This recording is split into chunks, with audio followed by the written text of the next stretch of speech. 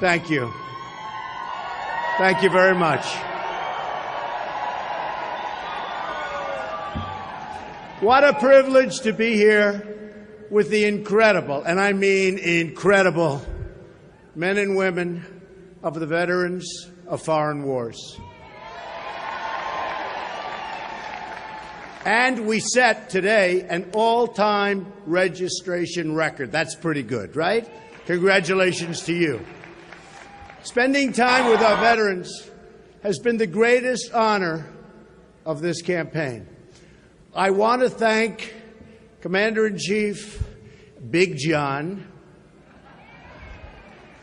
and really for the welcome. He has been so fantastic. From the time we walked in, he has been so fantastic. Also, many thanks to Bob Wallace, Auxiliary President Francesca Guilford, and for your incoming leadership. You have Brian Duffy and Colette Bishop, two terrific people. Two terrific people. Before going any further today, I'd like to bring up onto the stage my good friend, Governor Mike Pence. And by the way, Mike is the son of a soldier and the father of a Marine. Mike?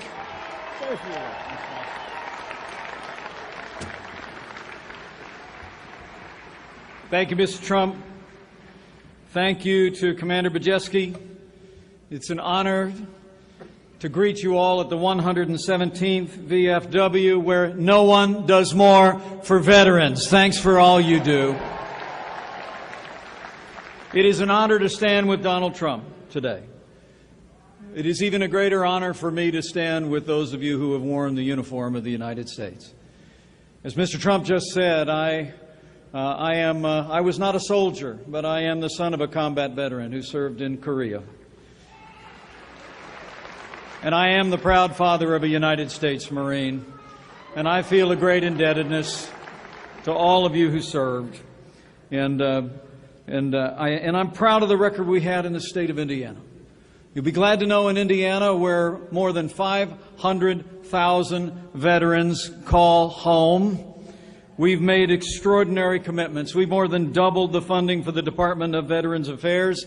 We increased the number of county veteran service officers tenfold, from 7 to 72 counties. And I'm proud to say the Hoosier State now has the second lowest unemployment rate for veterans in the United States of America. But I answered this call. When Donald Trump called, I answered this call for a few very simple reasons. Number one, I answered it because in these challenging times, I believe we need renewed and strong American leadership at home and abroad. And Donald Trump will bring that leadership for this nation. Our military is too small, and he will rebuild it.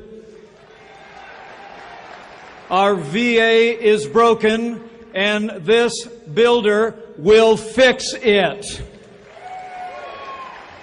And it is extraordinary to think that yesterday in Philadelphia, 61 speakers came to the podium and not one of them named ISIS by name.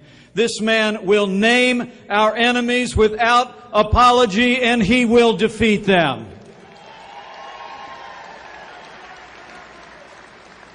So I say thank you to the VFW. I say thank you. I say thank you to my new boss, a man who has given me the privilege to run and serve as Vice President of the United States of America. And I pledge to you, each of you, that if we have the privilege to serve, I know this man's heart.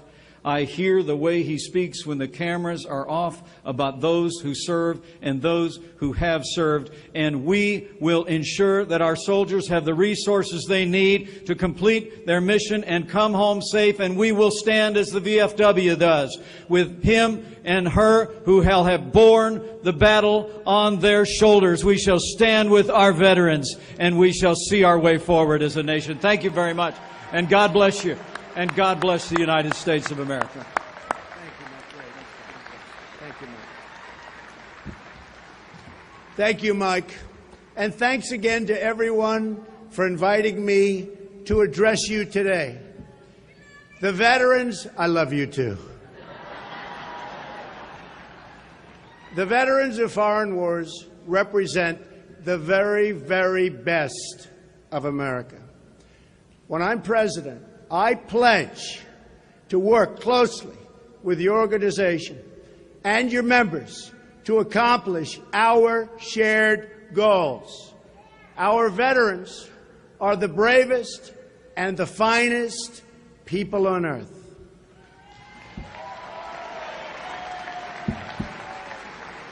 The members of your organization have fought for the American flag, and boy, have you fought, on distant battlefields all across the world. Your members have shed their blood and poured out their hearts for this nation like nobody else. Our debt to you is eternal.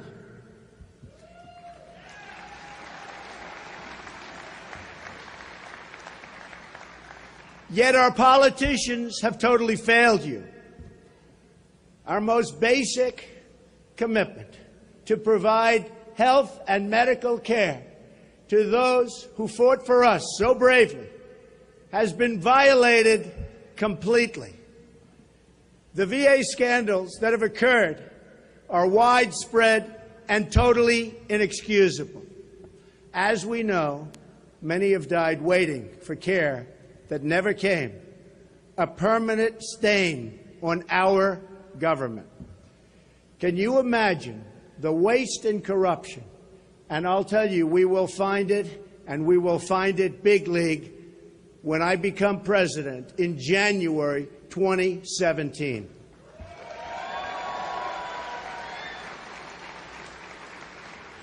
I've recently released a detailed 10-step veterans reform plan, and we've worked on the plan with the chairman of the Veterans Affairs Committee in the House and a really good guy who loves the vets, Jeff Miller. He is a good man. We're going to take care of our veterans like they've never been taken care of before.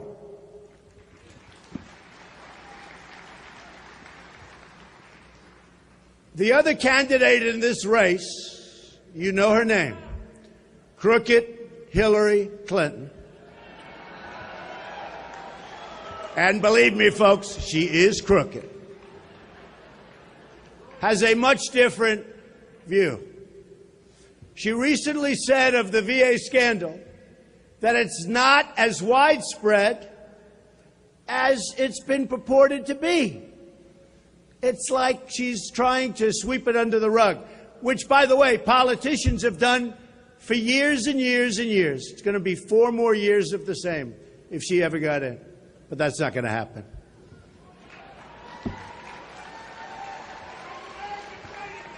Make America great again. You're right. Thank you. We know how she takes care of the veterans. Just look at her invasion of Libya and her handling of Benghazi, a disaster. Or look at her emails, which put America's entire national security at risk.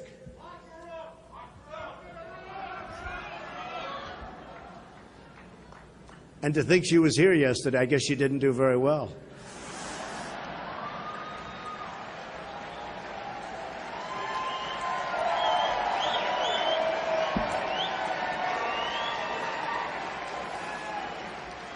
We're going to bring honesty back to government, and that starts with fixing the Veterans Administration. We will fix it. Here is my 10-step plan for veterans reform. 1, I will appoint a Secretary of Veterans Affairs who will make it their personal mission to clean up the VA. And this person, man or woman, will be outstanding with an outstanding track record. In other words, a person that can get it done. Number 2, I'm going to use every lawful authority to remove and discipline federal employees or managers who breach their public trust. 3, I will ask Congress to pass a bill giving the VA Secretary full authority to remove or discipline any employee who risks the health, safety, or well-being of a veteran.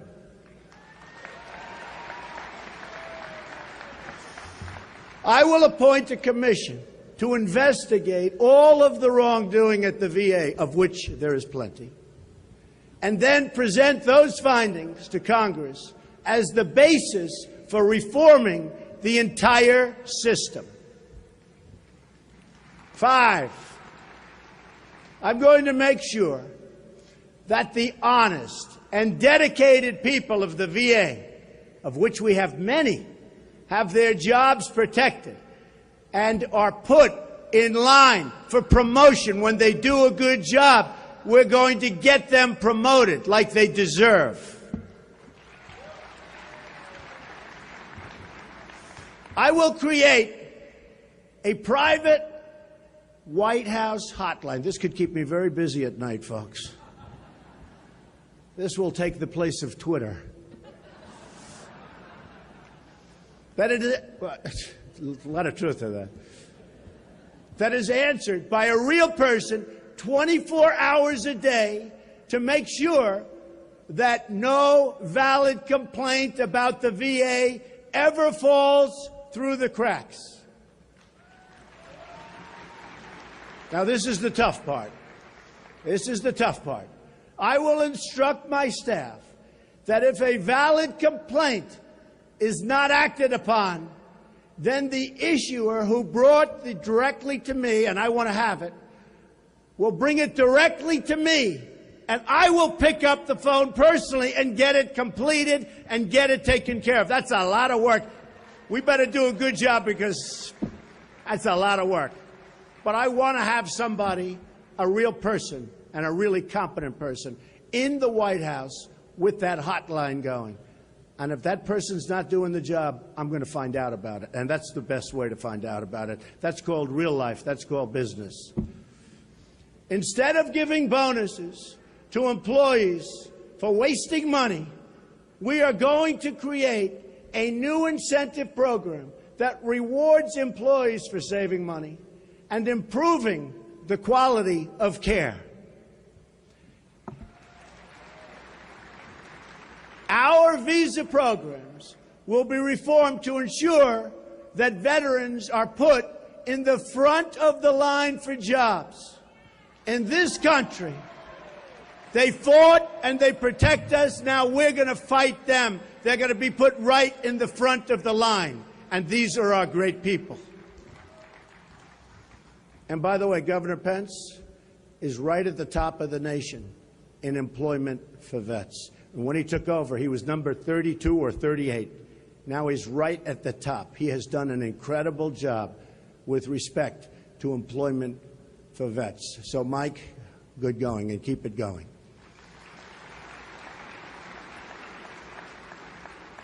We're going to increase the number of mental health care professionals and increase mental health outreach to veterans outside of the system. So important. We're going to ensure every veteran in America gets timely access to top quality care, including the best care in the world for our female veterans. The Veterans Health System will remain a public system because it is a public trust. But never again will we allow any veteran to suffer or die waiting for care. That means veterans will have the right to go to a VA facility or the right to see a private doctor or clinic of their choice, whatever is fastest and best for the veteran.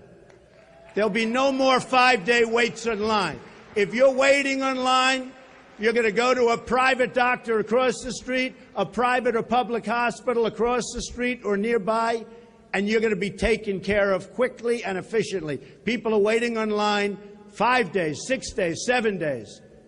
And many are dying. With a simple procedure, they would live. And they're dying because they can't even get to see their doctor. So there's not going to be any more of that. And we will pick up the bill. It'll cost us less money, and the care will be amazing. Okay? You have my word on that.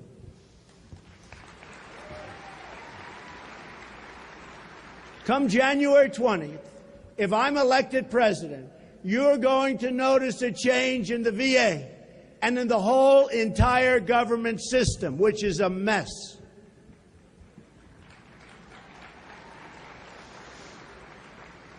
All you have to do is try to get on an airplane and you'll see what a mess it is.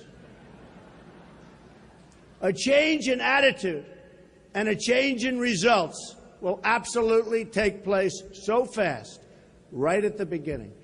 Government is going to start working for the people again.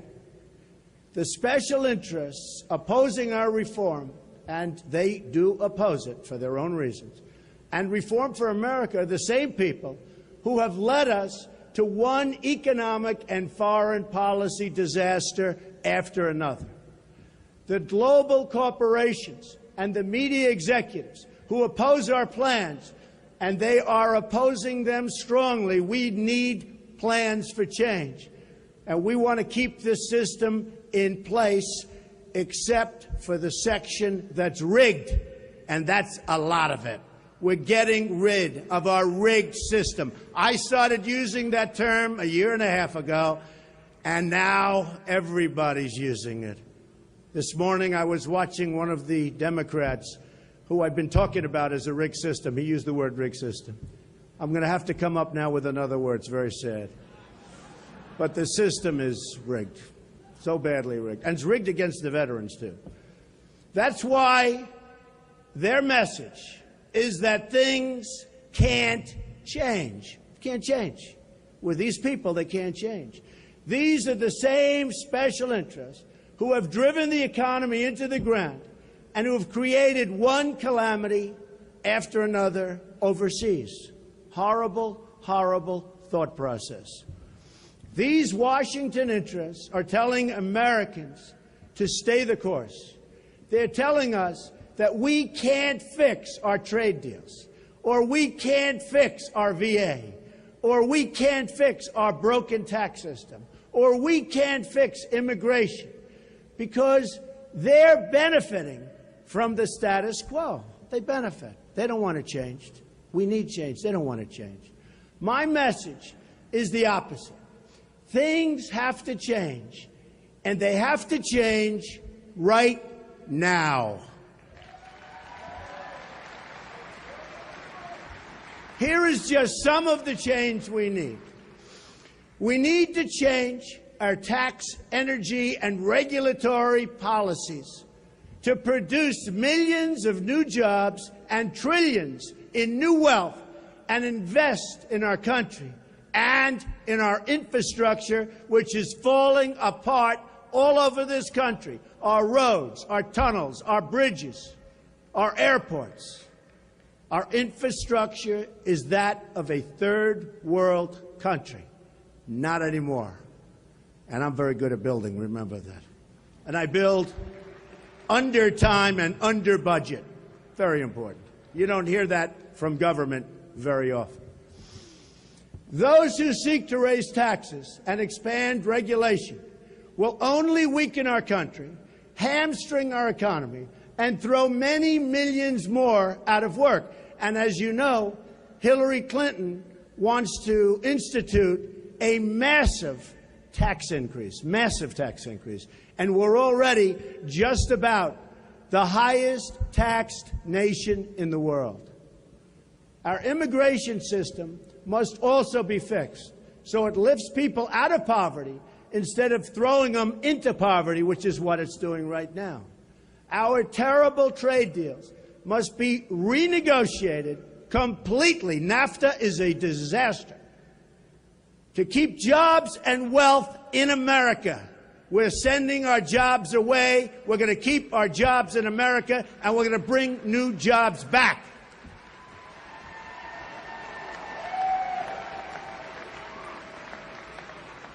We need to change our foreign policy to focus on defeating and destroying ISIS, a word you didn't hear last night at the Democrat convention. You didn't hear it. They don't want to talk about it. Because in a very true way, they really established ISIS because of weakness. The people in this room know better than anybody else or any other audience what I mean by weakness. But because of weakness, ISIS has been established. It's also essential that we suspend the refugee flows from Syria and other dangerous countries so we don't bring into the United States the same terrorism that our American soldiers are fighting overseas. We have to be smart.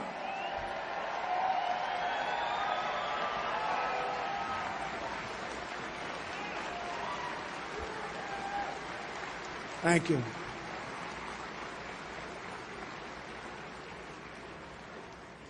Hillary Clinton wants to bring in, if you can believe this, 550% more than President Obama. More. And Tim Kaine wrote a letter very recently asking for more than even Hillary wants. What are we doing? What are we doing? We have to be the smart country again, or we're in big, big trouble.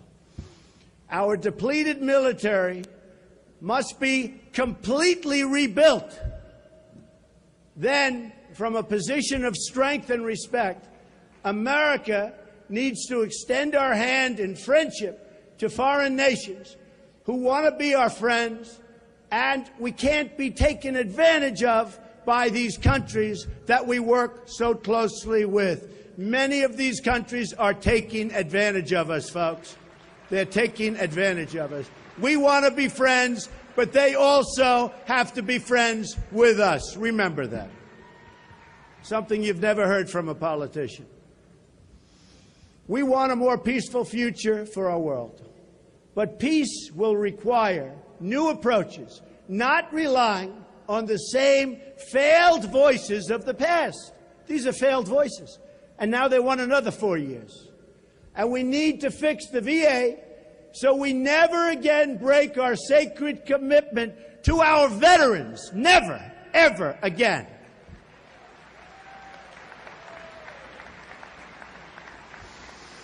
We can do all of these things. We simply need to stop relying on the politicians who created these problems in the first place. They're not going to do anything. I call them all talk, no action. That's what they are. They're politicians. All talk, no action. We can't fix a rigged system by electing the people who rigged it in the first place.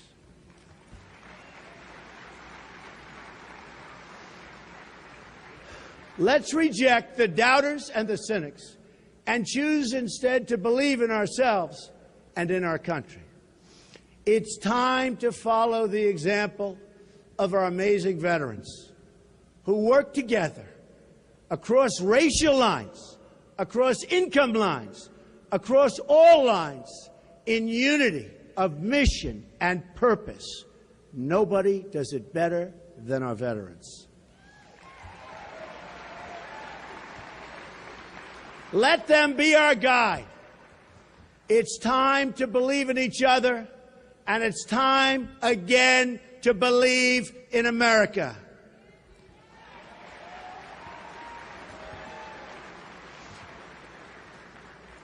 If we do this, we will truly, absolutely, 100% make America great again, greater than ever, ever, ever before. Thank you very much. God bless you. Thank you.